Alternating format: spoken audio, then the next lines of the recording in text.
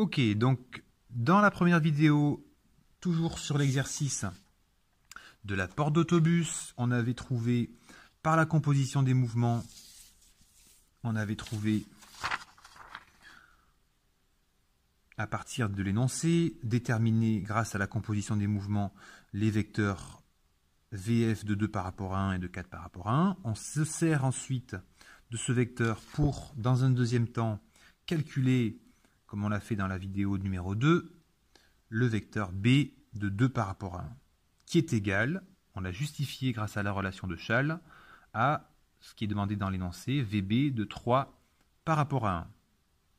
Sachant cela, dernière question, je vais déterminer VC de 3 par rapport à 1. De la même manière, grâce à l'équiprojectivité.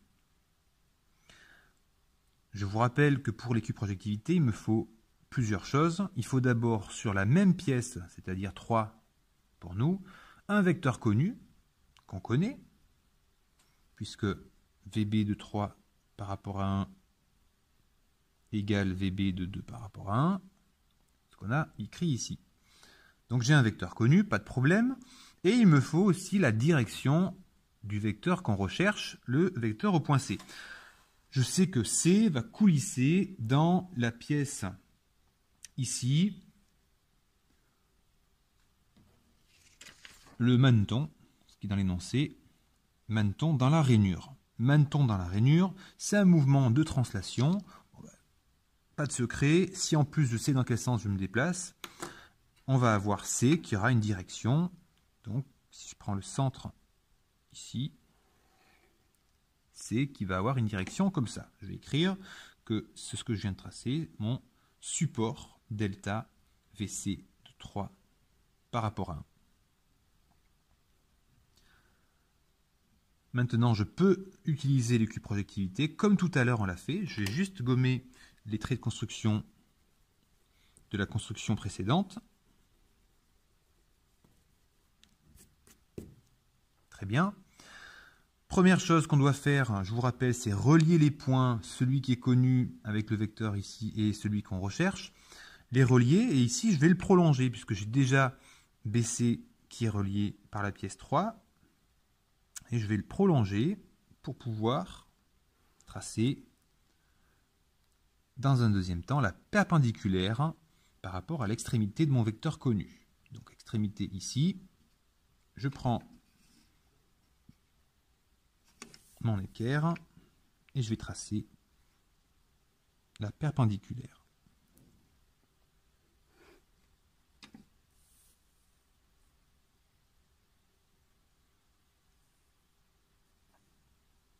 Voilà. Comme à l'étape numéro 2, je vais mesurer cette valeur, alors je vais la tracer en vert, cette valeur-là, je vais la tracer ici et la mesurer, la reporter ici. Je mesure environ 7,4 cm, je pars du centre de C et je mesure 7,4 cm. Donc j'arrive ici. Comme avant, on avait tracé la perpendiculaire, je dois tracer à partir de ce point juste en dessous de B, la perpendiculaire à ce point. Donc je prends mon équerre